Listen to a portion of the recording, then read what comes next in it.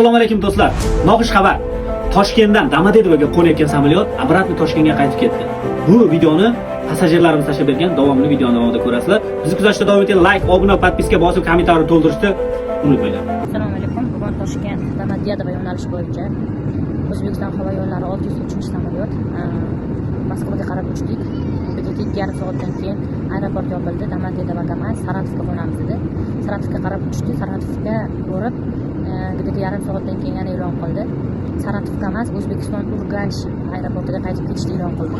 Hamma hozir hayajonda o'ylangan, nima qilamiz deb hali bizga hech qanday ma'lumot bermadi. Обратно biz Moskvani yarim yo'lidan Urganchga qaytib ketyapmiz.